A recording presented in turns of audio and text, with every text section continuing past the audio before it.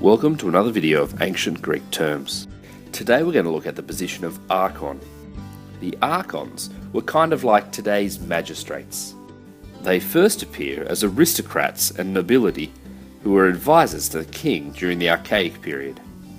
As time went on, there was a transferal of power from the king to the surrounding nobility.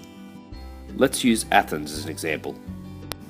During the 7th century BC, there were 9 Archons who had military, religious and judicial roles. Chief in importance was the chief Archon, or Archon proper. He had both civil and judicial roles.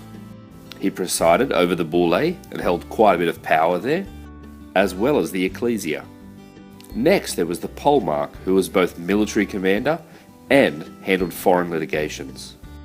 After this we see the basileus, who was the chief religious officer, and he also presided over the Areopagus when they held homicide trials.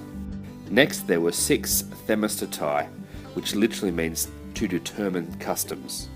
These guys basically just looked after various judicial issues in the city.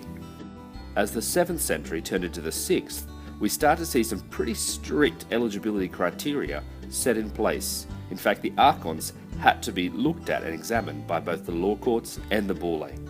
This examination included looking at documents to ensure the Archon-to-be was a citizen, was in relatively good health, and also checked to make sure they had an upstanding military record. Following their time in office, an examination would then take place to look at their conduct while there. This is called the euthena, and largely looked at their financial dealings. As time passed, further reforms occurred which weakened Archon individual influence and widened the eligibility for who could become an Archon. Originally it was just nobility and you became an Archon for life. This was then restricted to 10 years of service, then just 1 year. Although once you were appointed Archon, you automatically became a member of the Areopagus for life.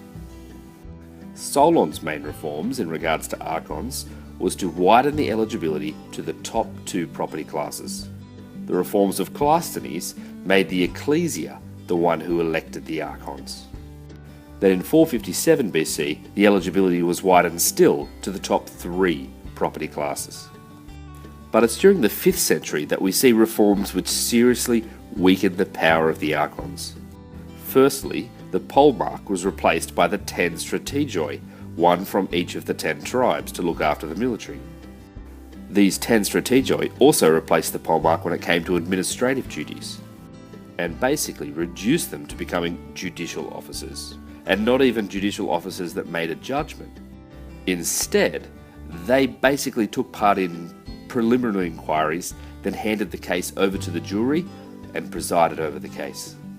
So that's Archons. Any questions? Comment below. And don't forget to like and subscribe.